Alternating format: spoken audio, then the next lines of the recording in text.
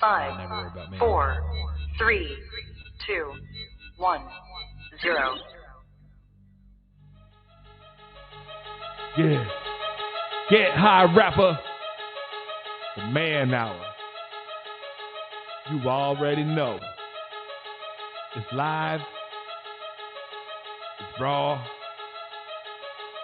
It's going down.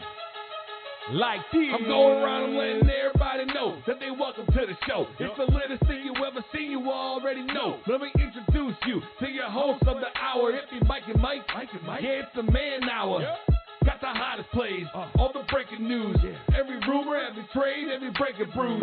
Tighten knuckle screws. Yeah, it's going down. Have you saying what the fuck and never watered down? It's going down. I'll be rolling up. And if you buy it or you sell it, then you made the cut. Watch me flip it back. I can double up. I got sriracha for that ass, I'ma burn it up. Gotta check the rules and know that if you fair foul. Ref blow the whistle, coach throw the towel. We can do this on the field or outside the line. It's the man hour though, now we going live. And what is up, everybody? Mike and Mike Man Hour here. Michael Buckeiser live, raw and uncut sports talk. I have a special man on the other side, my brother from another mother, Mike LeBlanc. Mike, what is up, man? Dude, I feel like it has been a little bit since we talked. How are you doing since everything has, transpired and whatnot? Man, I'm hanging in there. You know what I mean? Like, I'm just gonna air it out. I mean, damn. So last week was, Buck. Last week was rough, man. I got asked for a divorce on Monday. Found out my grandmother was gonna pass away on Wednesday. And my grandmother passed away on Thursday. And then, my now ex wanted me to sign separation papers on Friday. We're going to tell the kids. And then all this. Man, last week, honestly, was probably like the worst week of my entire life. And that's got to say something, right? Because I've been to Iraq and Afghanistan. So that's saying something. And you have been talking to me since April. So, shit. I take stuff sideways pretty quickly, but I am glad you are back, Mike. I cannot do a solo show anymore, man. That I don't know what to do with my hands. I had a buddy that commented on our show last night. He's a guy I went to high school with. He was like, I think he's pronounced. Have I been pronouncing your name wrong for all these years? I was like, yeah, you really have, because everybody pronounces my last name like LeBlanc. Yeah. LeBlanc. And he was like, what is your co-host like? I was like, yeah, he even pronounces it wrong, but whatever. It is what it is. I'm used to it. So for everybody out there that's wondering, to pronounce my last name, it's not LeBlanc, it's not LeBlanc, it's not LeBlanc, it's just LeBlanc. LeBlanc. LeBlanc. That's it. That must be like Russian or something. LeBlanc. No, it's French. It literally, you know what my name means in French, honestly? Cocksucker? The White. The White. The White. Mike the White. Yeah. Steve. Alrighty, Wadey. What is up, Steve? Here. Yeah, man, I've been talking to you over this past week, too. Steve Deere, shout out to you, brother, man, for being there and listening to me rant. Steve is a really good friend of mine. He knows Elizabeth. He knows my family. He knows my kids. So he kind of knows like everything, you know what I mean? But Steve, thank you for being there, brother. And we are planning a boys' weekend. And Steve, I cannot wait for that. I really need it. And I appreciate it. The boys are back in town. Yeah, the boys are back in town. Let's go. Let's go. So, guys, if you guys did not know, Steve Deere won a $25 Amazon gift card. I believe it was about 2 weeks ago. All he did was listen to some other RTF shows and typed in the keyword, the first one to type it in. So shout out to Steve for getting that. And also, guys, we are giving away some merchandise tonight over here on the YouTube channel. Head over to youtube.com/Mike and Mike Man Hour.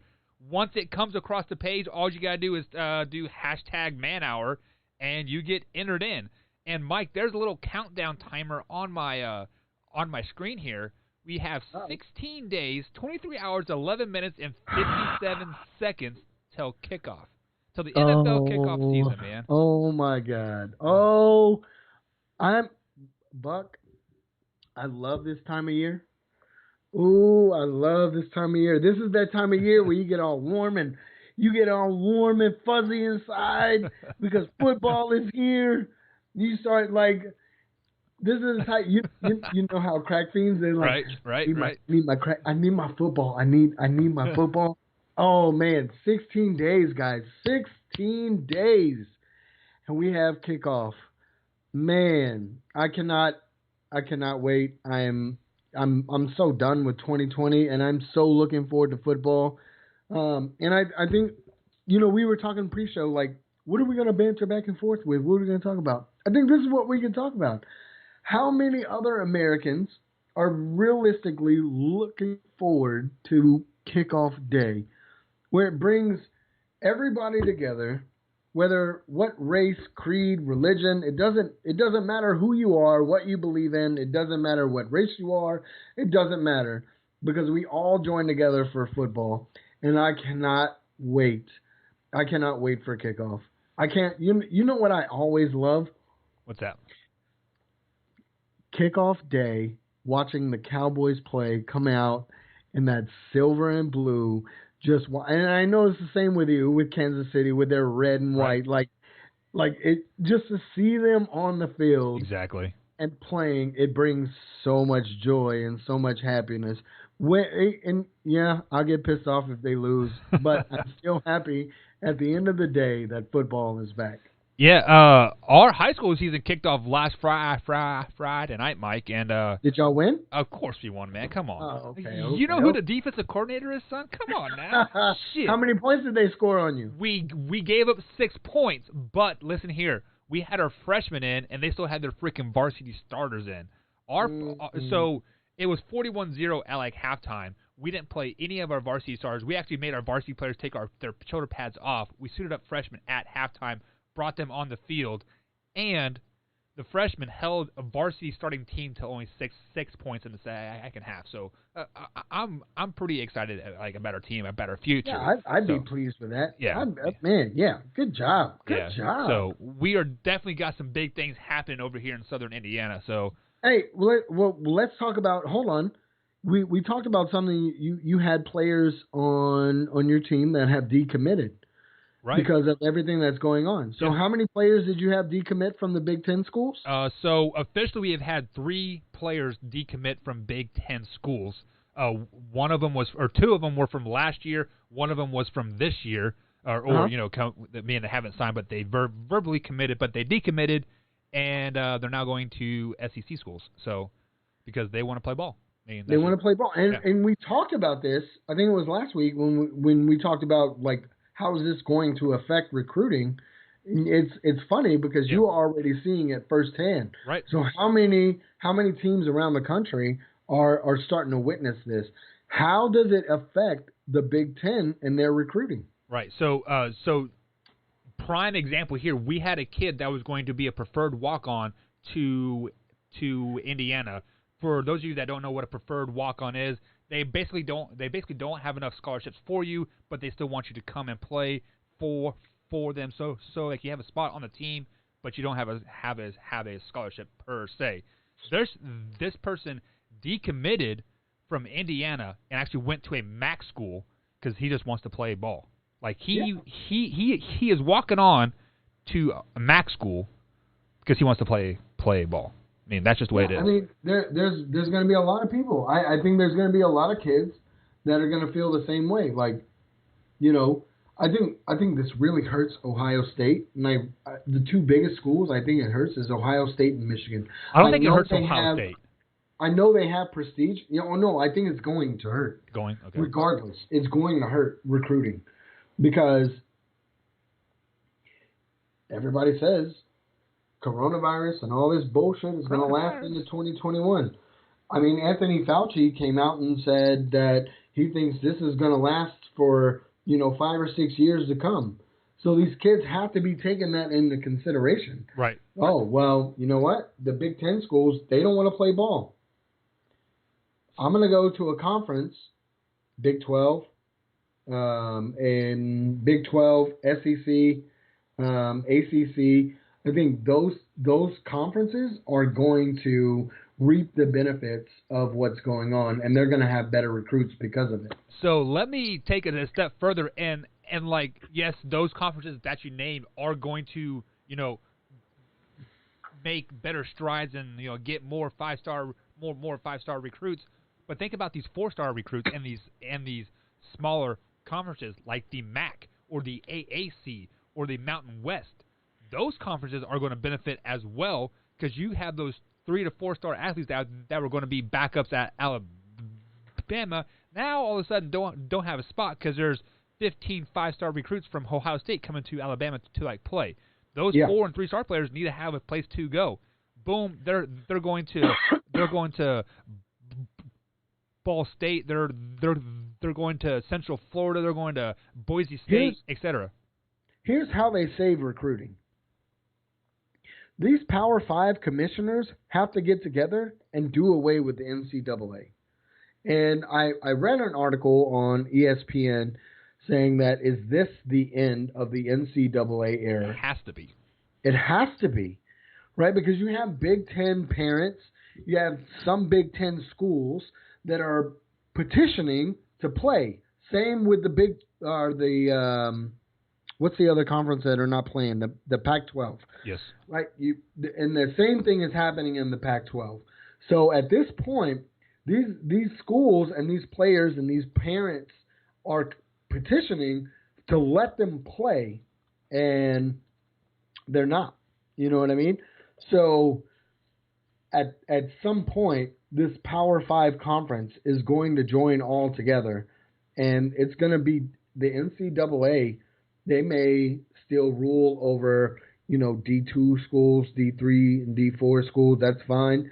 But these D1 schools, I think the NCAA, I think that era is done. Not only that, I saw today the AP Top 25, and they still have teams from the Pac-12 and the Big Ten still ranked. How can you have those teams still ranked if they're not going to play ball? Do you want to know why? I'll tell you why. Like I said, I have inside sources over there at the Big Ten conference. Like, that's how we broke the news before anybody else did that the Big Ten was going to basically shut down, right? So there are parents out there that are protesting, right? They want their kids to play football this season. They're actually hired a lawyer, and they are prosecuting the Big Ten to allow them to play football this season. As soon as September 28th is when the Big Ten season could potentially kick off. Here in a month.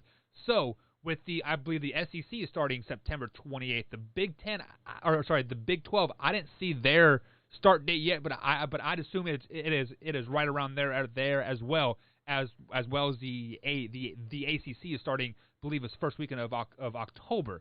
With that being said, why not have them in the top 25 still? Why?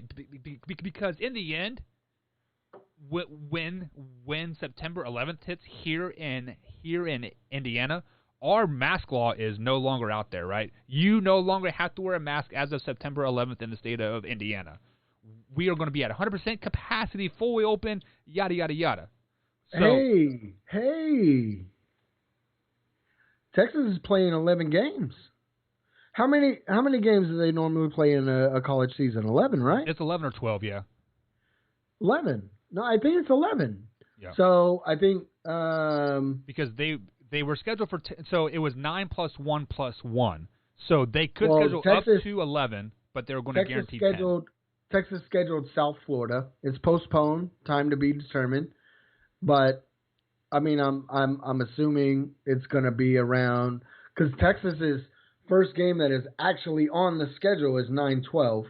So maybe they fit South Florida in there somewhere, but Texas is still playing a full 11-game season. Yeah, but that 9/12 was previously before the new rules came out. Is that correct? Because I believe their first game was week 3 of the NCAA season, if I'm not mistaken. So because the NCAA season was supposed to this week was supposed to be week 0, I think. What's up, Milton? I see you, big boy. My man Millie Mill from Kansas, dude. The biggest Chiefs fan you'll ever see. Milton, my man. But yeah, so. Too bad the Chiefs aren't going to go back-to-back Super Bowls. Well, we will talk about that, Mike. We will talk about that. So, yeah, so going back to your point there, I mean, there is no reason to take the Pac-12 and the Big Ten teams off of the top 25 preseason rankings because the season hasn't started yet. Technically, it's still preseason, right? So when the season starts, then, right, after week 1, right. do all of those teams in the Big Ten and the Pac-12 fall off the top 25 then? In theory, you would think they would, like... They would have to. Yeah, in theory, if they don't have any games scheduled in the 2020 season, you would think that they would have to, right? Because technically you would be 0-0 throughout the whole year. Exactly. And not only that, if you're going to wait till spring ball, I mean, you can't have them in the top 25. No. You can't.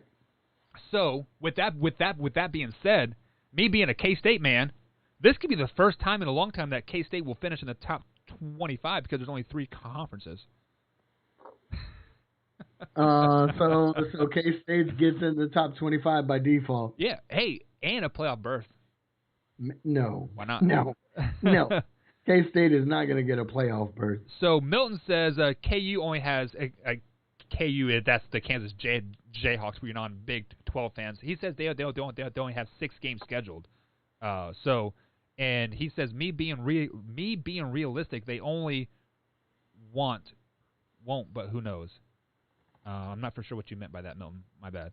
But we are going to take a quick little break here. Hold on. No. No. KU has way more. If we're talking about Kansas City Jayhawks, they have 1, 2, 3, 4, 5, 6, 7, 8, 9, 10, 11 games scheduled. Is that 6 home games? Hampshire. They have New Hampshire, Coastal. I don't know who the hell that is. Baylor, Oklahoma State, West Virginia, Kansas State, Ohio State, Oklahoma, Texas, TCU, and Texas Tech. And I see 1 win on that list. Yeah, I really do. I see 2 wins on this list. New Hampshire and Coastal. And no. Sorry, man. KU is notorious to losing to Division II teams. Milton, I know you are a KU fan, but I remember, was it a couple years ago, Kansas Jayhawks lost to a Division III school. They came into Lawrence, Kansas, and whooped that ass. It was 42-6. A Division III school whooped ass on a Division I college. I'm just glad we're gonna have fucking college football, and I'm glad I'm glad the Big 12 is going to play some fucking football. Texas doesn't have a chance because they're not going to play any ranked opponents besides Oklahoma to get into a playoff berth unless they just whoop the shit out of everybody. But that's not happening this year. Right. I don't think they're that good of a team. But you know what? My Horns are going to be playing football. My Cowboys are going to be playing football. Let's go. Man, those two teams combined to average six wins. Ouch. I mean, the Cowboys. I don't I'm joking. I don't see the Cowboys doing a whole lot this year either. I mean, I got them going fucking 9-7, 8-8 at best. But hey, you know what? Don't let them in the playoffs, man. Don't let them in the playoffs. I'm gonna see my silver and blue on the field, so that makes my heart happy. And this is why I love Milton. No matter how bad the Kansas Jayhawks sucks, he is still wearing his blue and red all over town. But guys, we are going to take a quick little break. And on the other side of the break, the RTF RTF Sports Network team let out the top 5 receivers of the collaborative group here, and LeBlanc and I go in on that. We'll be right back. Horse shit list. We'll be right back.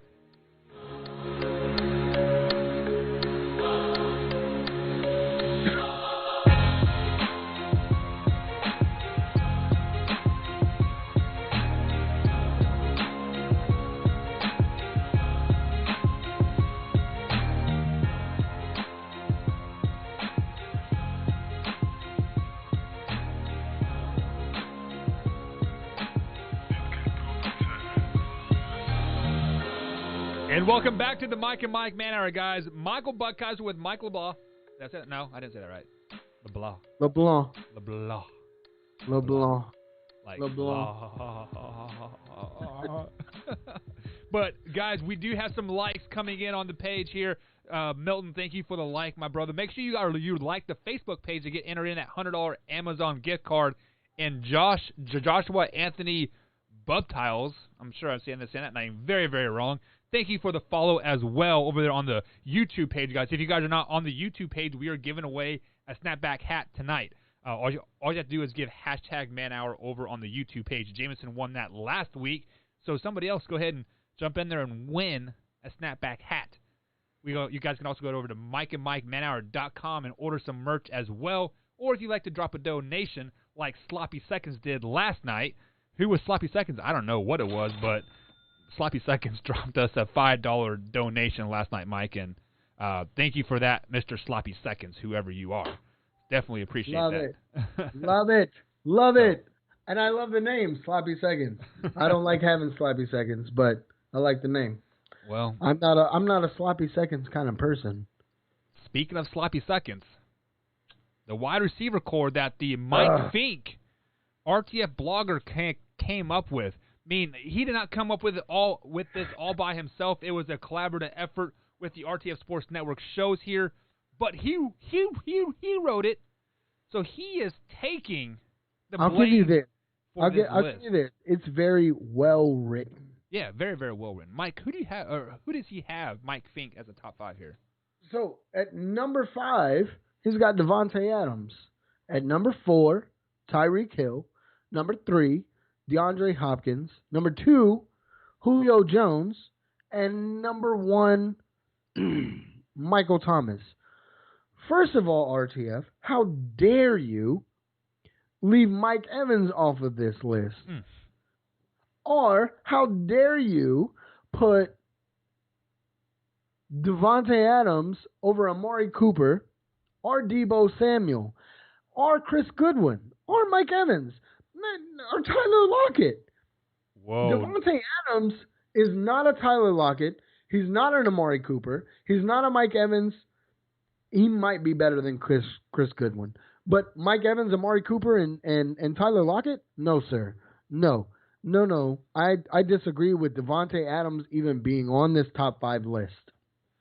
So Devontae Adams is a number 1 receiver on the Green Bay Packers, and he does have Aaron freaking Rodgers throwing him the ball. Aaron Rodgers does have a chip on his shoulder this season, so I could definitely see him doing big things. But we are all judging what we off of this list from last season, right? Because you can project all you want, right? And the projections are usually pretty good, as far as like fantasy points and like whatnot. But you cannot predict the future whatsoever. So let me give you guys the proper list of the top 5 receivers. Let me give mine before you go into there, Buck. Okay, go ahead, bud. Let me give you number 1. I'm gonna go from number 5. Number 5, Tyreek Hill. Number 4, Mike Evans. Number 3, Julio Jones. Number 2, I'm actually gonna say a T-1, DeAndre Hopkins, and a T-1, Michael Thomas. All right, so just to confirm here, you have number 5, Tyreek Hill, number 4, Mike Evans, number 3, Julio Jones, number 2, DeAndre Hopkins, and number 1, Michael Thomas, right? Or DeAndre Hopkins. I have DeAndre Hopkins and Michael Thomas tied for number 1. Right. So we do have one thing, right? Hopkins is the second best receiver in the NFL. Hopkins has done great things when he was with like Houston, with a. Would you say Deshaun Watson is a top 10 quarterback in the NFL? Now? With Hopkins on the team. With Hopkins, yes. Yeah, without Hopkins, he probably drops below or outside the top 5, even though I do still think he has a pretty good receiving core over there. But Hopkins makes that quarterback that much better because he catches everything. Well, it's just like I've said in previous shows. We've talked about it where the quarterback, like Tom Brady, makes the receiver.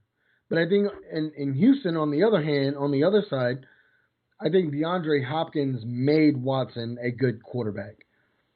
Right? Because Aaron Fuller, Kenny Stills, And then what the fuck is his face? I can't even think of his name anymore. Obviously, because he's a no-name. Randall Cobb? He's not a no-name, but... Huh? Randall Cobb? Randall Cobb. There you go. Thank you, Buck. It's a decent wide receiver core, but now Watson is going to have to step up. He's going to have to be that quarterback that makes these receivers better. And I don't think he's that quarterback. Yeah. I think he's another Dak Prescott. Think about it. If Hopkins was on the team with Prescott, we would be talking about, Prescott is a top 10, top 5 quarterback because of what Hopkins can do. Now, everybody wants to say that Dak Prescott is a top 5, top 10 quarterback now because of what? Because of what Amari Cooper has done for him. Because before Amari Cooper came in, Dak sucked. And then changed the season around when Cooper came in, and then all of a sudden his stats went up. I think it's the same thing with Dak that it is with Deshaun Watson. So this will definitely be a telling season for Deshaun Watson 100%. He does open up against my Kansas City Chiefs and Milton's Kansas City Chiefs. So we'll definitely see what kind of player he is without Hopkins. So then at number 1, you had Michael Thomas, right, from the New Orleans Saints. I have them. No, I have them tied. I have DeAndre Hopkins. Either way, you're wrong. No. Mm-mm. Michael Thomas he's a top 5 receiver in the NFL. Do not get me wrong, but I have him at number 5. Wow. So at number 4, I do have Adams from the Green Bay Packers. I think I just after watching don't get me film, wrong, he's a good receiver. Yeah. I just don't think he's top 5. So I really don't. So the problem that I think that we have is we have two receivers that really separate themselves from the pack, and then you have 8 receivers that you can intertwine, right? That like it just happens to be one week or the other who is better than the other. The one thing that I do not agree with this at all is Tyreek Hill in the top 5.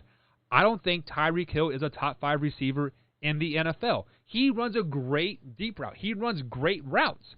But you put him man-to-man up against a lockdown corner that is going to press him. Yes, he can get off the ball quickly when there's no press, but watch plays where he gets pressed. He doesn't get off the ball very well at all. It takes him a long time to get down the field and run those 8-step routes. Yeah, but Tyreek Hill, the reason why I have him in my top 5 is he's a game changer.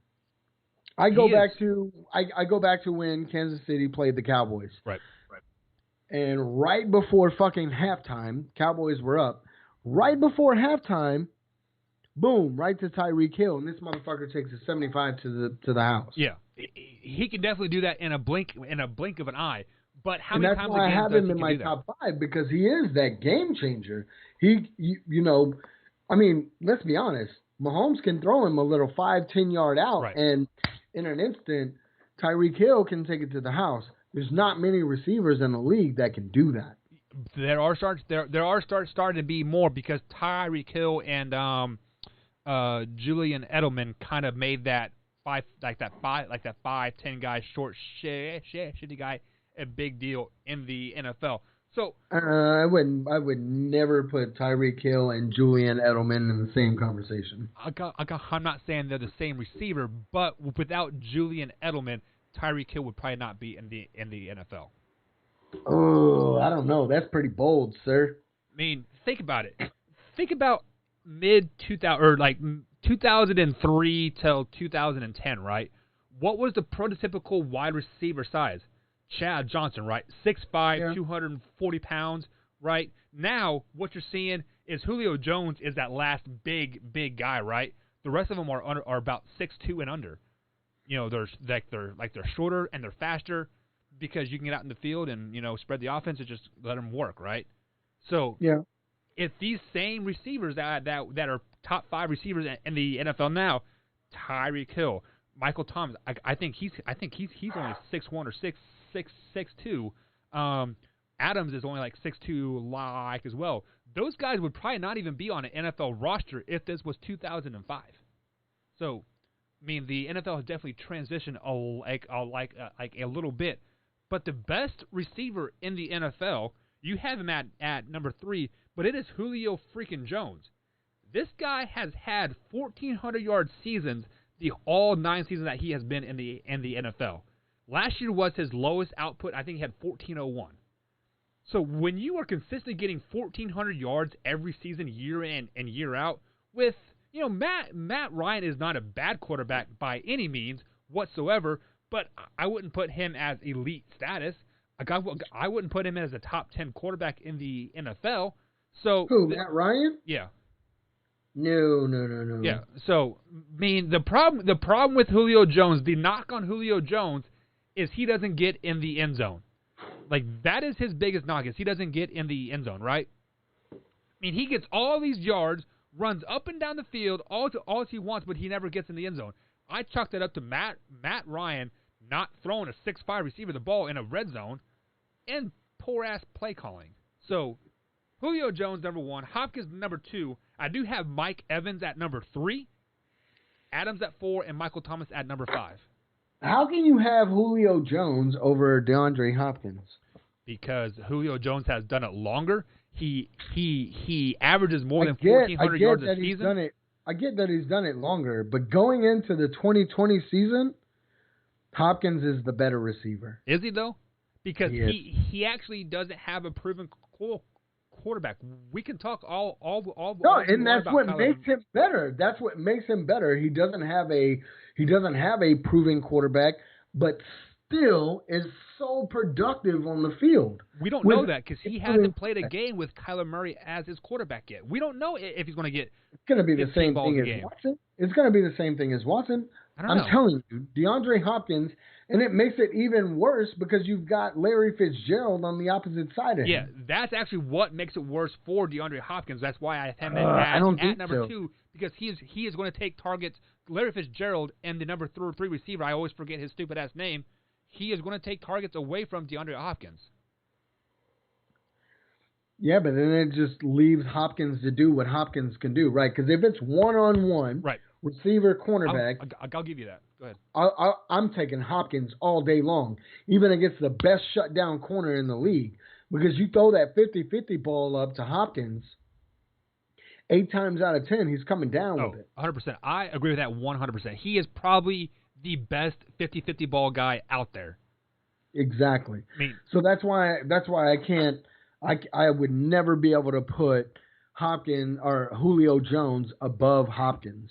Because if we're talking about a receiver lining up, going man to man, yes, you're always going to scheme for these kind of these kind of receivers. You're either going to double or triple team them or triple cover them. You're either going to release them at a certain point and then have a double coverage, whatever the case may be.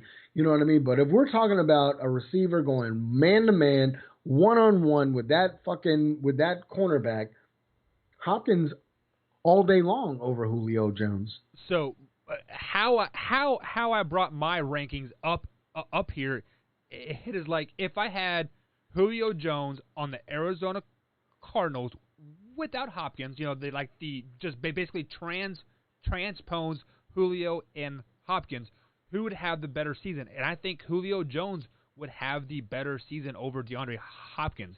Now, I did the same thing for the Atlanta Falcons, who would have the better season, Julio Jones or Hopkins.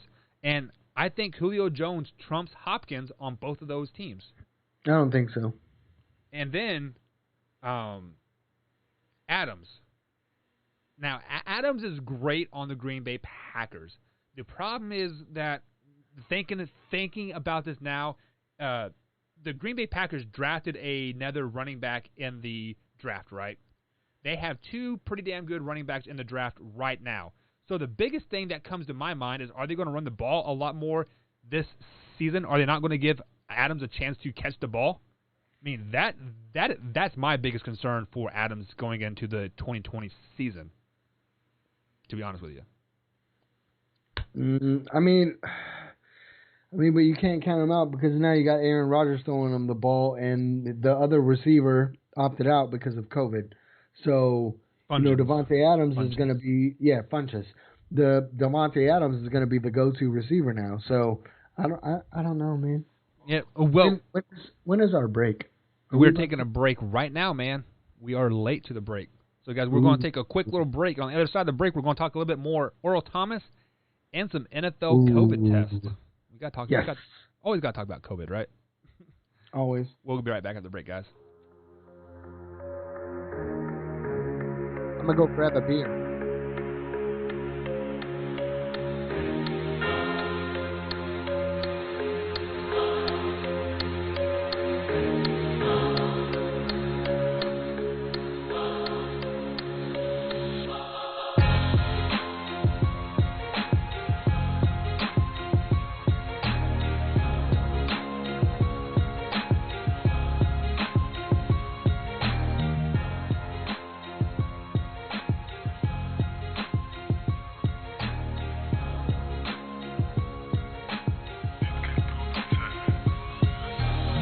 And welcome back to the Mike and Mike Man Hour, guys. Michael Buckheister here, coming with you live, raw and uncut sports talk. You guys can head over to the mikeandmikemanhour.com and pick up some snapbacks, some hoodies, or some T-shirts as well. If you don't like any of that, feel free to drop a donation in there as well, like Sloppy Seconds did last night, that $5 note for us. Thank you very much, Sloppy Seconds. Mike, welcome back to the show, man, and it's time to talk a little bit about your Dallas Cowboys, a little bit about Earl Thomas, and what is really going on in Baltimore. So as you guys know, go ahead. Well, I found it really interesting today. Baltimore releases Earl Thomas, and the Cowboys restructure Tyrone Crawford's deal to free up roughly about $6 to $7 million in cap room. Now, I saw the report, and they said, oh, it's to clear up cap room so we can sign Dak Prescott at the end of the season. But why are you clearing up cap room now with that when you probably could have done it earlier to go ahead and sign Dak Prescott to that long-term deal?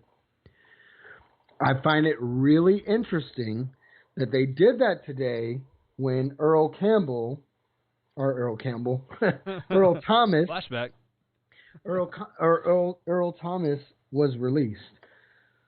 I mean, it makes you think. I mean, yes, we've got Clinton Dix, but I mean, let's be honest. Earl Thomas is a huge upgrade from Dix. Right.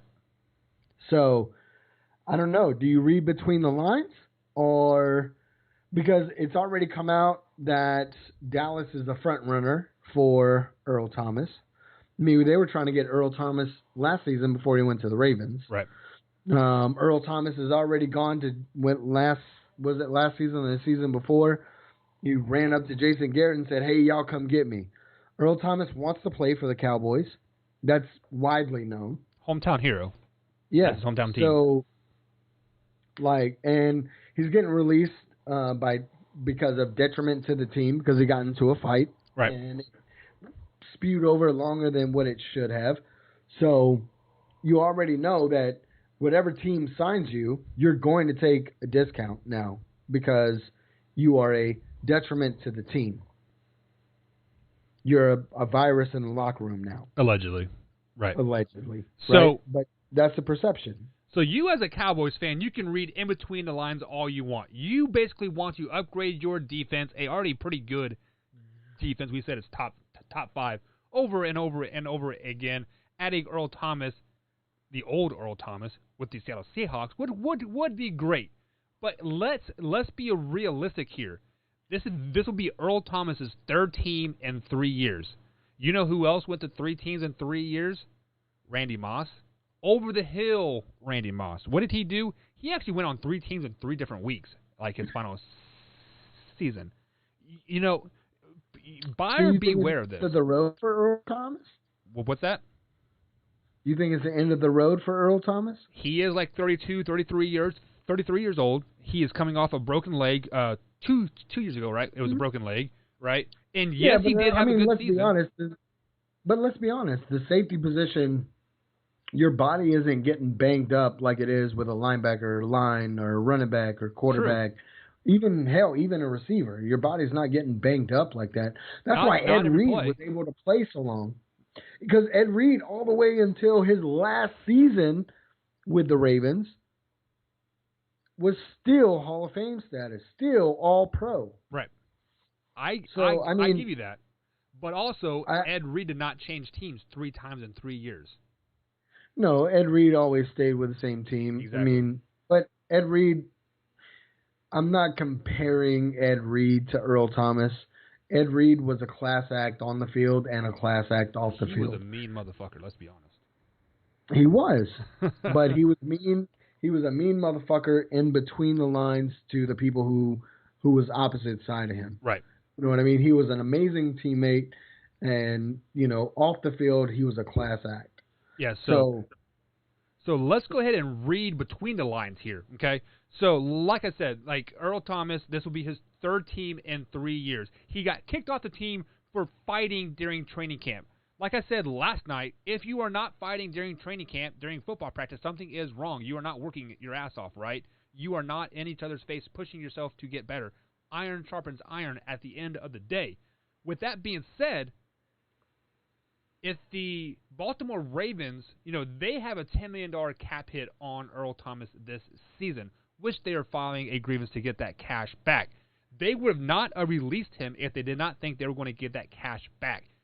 What I'm trying to say here is, like, they think Earl Thomas is not worth his $10 million this coming season. Why else would you kick a guy off the team that could potentially be top 10 safety in the league? Well, I mean, the senior players or the players board or whatever for the Ravens, they came out in a report that they didn't want him on the team.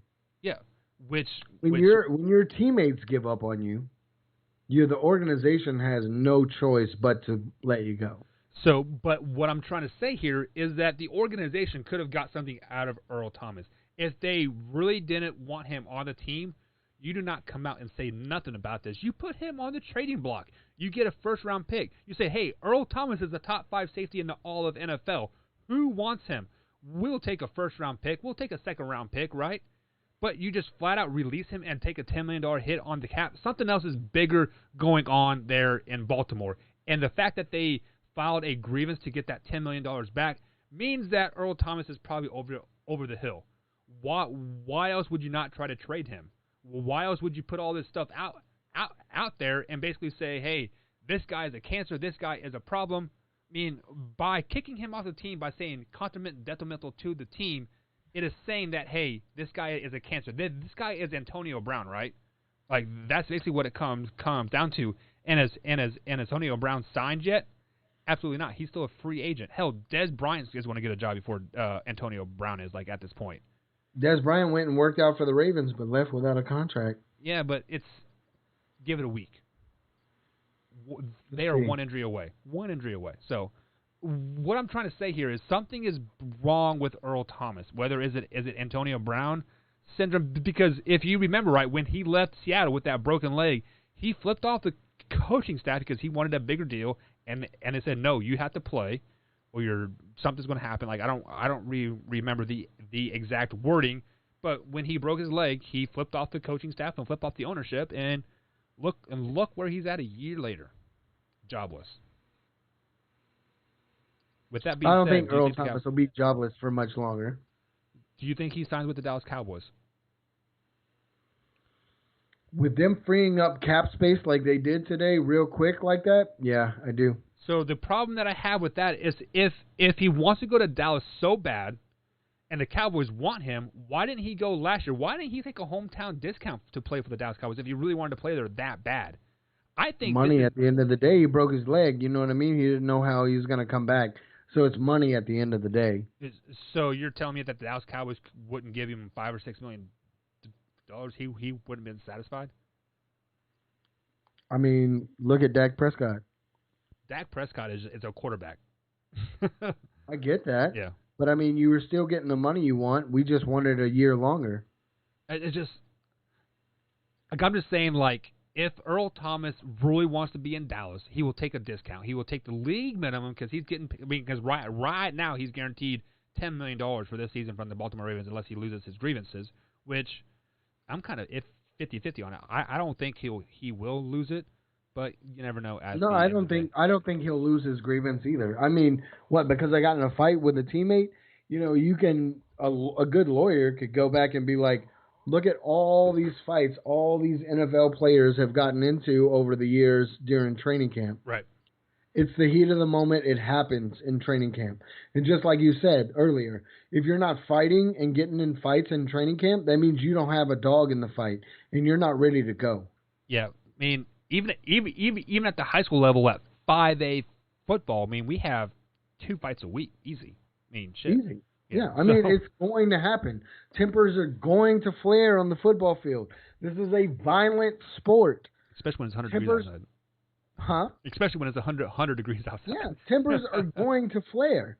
So Baltimore will lose this grievance. Yeah. And they're going to have to give him $10 million. Unless there is something else that they are not coming out with and they're not telling anybody. But other than that, I mean, dude, shit happens. Tempers flare on the field in between the lines. Right. So I talked about this last night a little bit, and Jameson, we haven't seen him here tonight. Hopefully everything's okay with him. He's always here. I kind of feel lonely without him here. So Jameson, we don't like us. We miss you, man. But Jameson said that the 49ers would be a good fit, the Buccaneers, and I believe he said who was the other team that he said? The Buffalo Bills, maybe? Do you think Earl Thomas ends on any of those teams, the 49ers, the Bucks, or the Buffalo Bills? No, I'm going to give you a sleeper team, though. Chiefs? Nope. Who? Cleveland Browns. Cleveland Browns. Everybody wants to go to Cleveland. Their safety was carted off today with an Achilles injury. That's the worst. I mean, Achilles injuries are by far the worst. Excuse me on that. Got a little hiccup. That was weird. And I think the Browns need to go out and just deal with it and go get Clowney as well. True. I am really surprised that he is not signed, but of course he gives half-ass effort though. Like as well. He dominates 2 plays in a row, then he takes the rest of the quarter Don't off. be surprised. Don't be surprised to see Jadeveon Clowney possibly sign with the Cowboys either. That's what I was thinking because they did just cut Gerald McCoy because he had a quad tear, which is out for the year. So don't be surprised if we come out in the next week and Clowney signs with the Cowboys. I mean, you got to think we just lost McCoy, right? We got HaHa Clinton-Dix, so we're decent at safety. We've definitely upgraded from what we had last year. We've definitely upgraded. Did they clear that cap room to go after Clowney? I think at this point Clowney will take. How much was he making in Seattle? $10 million, $12 million. Yeah. I think he would take that $8-9 million range to play with a team like the Dallas Cowboys. Just because this is me being a passive Cowboy fan, yes, but I can say in a breath that I think the Cowboys have a Super Bowl caliber team. They have a Super Bowl caliber coach. You could easily see the Cowboys in the Super Bowl. That's why I think he would take a pay cut to play with some of those guys that that Dallas Cowboys team. I don't know about Super Bowl caliber. I'm a Cowboys fan. How are they not Super Bowl caliber? Look at the offense that they have. Dak Prescott. Mike McCarty. Dak Prescott. Listen here. When Mike McCarty was the offensive coordinator for Brett Favre, he taught Brett Favre what a zone coverage is. Right? Yeah, but, until you can prove that you can beat playoff teams and you can beat above 500 teams, I don't have faith in you. Well, you know what? You don't have to have faith in Dak Prescott because guess who we got on the bench? Andy Dalton. We got the Red Rocket. Red Rocket is talking up the Cowboys. Oh, I saw a report today. He should be. He is. This is a Super Bowl team. I would not be surprised if we're in the Super Bowl. Which I get it. But Dak Prescott has to come out and prove that he can beat a playoff team. So if the Cowboys are not Super Bowl bound, we both have said the Seahawks. What other team in the NFC could possibly be a front runner? The Saints. We said their playoff record sucks. It does, but I think the Saints. They have 3 playoffs wins with Drew Brees. They have 2 playoff wins besides Drew Brees besides that Super Bowl run. I still think the Saints are front runners, and don't count. I'm I'm a closet Packers fan, so don't count out my Packers yet either. Don't count them out till week 3. No, don't count them out until they're out. They are out week 3. Aaron Rodgers says F you, and he goes to Cleveland, and that's where all the good athletes go to die. If Earl Thomas goes to Cleveland, his career's over. If Des Bryant goes to Cleveland, his career's over. Aaron Rodgers, I promise you, if Aaron Rodgers leaves the Packers, he's going to the Cowboys. 100%. Dallas or the Buccaneers, like I think Jameson said that like the Buccaneers will be like new like retirement destination for like these players that have like a couple years left in them, right? But let's move on. We haven't talked COVID tonight, so we might as well slide some COVID in there, right? So the Cleveland Browns. I saw a thing earlier today. Not a thing. It was Trump was accepting his president, or not his president, but his Republican nomination. And this motherfucker really, like, don't get me wrong, I am supportive of Trump. I like his America First attitude. I like his policies. He's a fucking man-child, and he rants and he raves, and he's a little fucking crybaby. Okay? But this motherfucker said, literally, oh, I'm in West Virginia, but after November 4th, all this COVID stuff's going to go away. What the? You can't just fucking put that shit out there. Facts are facts, Mike. I get it. You know, you can't just put that shit out there. Because now it's like, does it make you think, like, when the election happens, is COVID going to go away? It is, and I'm going to tell you the 2-minute warning, Mike. That'll bring us to the 2-minute warning. And tonight in the 2-minute warning, as you guys know, the Cleveland Browns and the Buffalo Bills practices were shut down earlier or late last week because of a rash of COVID tests. Well, those tests that were sent to a centralized testing location come back all positive. They had roughly a 40% positive rate. Those same tests were sent to local testing things, and 0.4% of them came back positive. 1 out of 500 tests come back positive. Guess what, guys? That centralized testing location's owned by a Democrat. You know who's not a Democrat? President Trump. And he flat out just told you COVID is going away here in a month. Flat out told you. COVID has been a hoax since day one. COVID has been overrated since day one. I mean, I got diarrhea right now. Does that mean I got COVID? No, it's because I had fucking Chinese food for lunch. That's exactly what it is, Mike. So, when you have such different texting things from one testing location that's owned by a Democrat to a localized state testing that's owned by Republicans, right? Or ran by Republicans, and there's a 40% positive rate and then a 0.4, that's 39.6% difference in positive tests, Mike. What is up with that? You know, I don't think that's the only place that's just happening. I think that's happening all across America, and that's why our COVID tests look so high. I mean, think about it. Like, if you fall out of a window, if you die, they're gonna blame it on COVID. You know who else died from COVID? I have a friend whose grandmother passed away from kidney failure, but on the death certificate, it was written as she passed away from COVID. You know who else died from COVID, Mike? Who? George Floyd. That's what they said. Did you see the new thing that came out with George Floyd? What's that? So when police pulled him over and he was actually inside the car, he opened it, they have him, their body camera or whatever. Right. He had a little white substance on his tongue, and they're saying that's what he died from. Get the fuck out of here. Yeah, it's this fucking world we're in, man. And dude, dude, fuck 2020. I'm done with it. All right, guys. That is the Mike and Mike Man Hour, guys. Michael Buckeister, Michael blah blah blah, the white man over there. The white man. LeBlanc, it's LeBlanc. We'll catch you guys tomorrow. Same time, same place. Mike and MikeManor.com. Go get some merch, damn it. Cheers, fuckers. We out.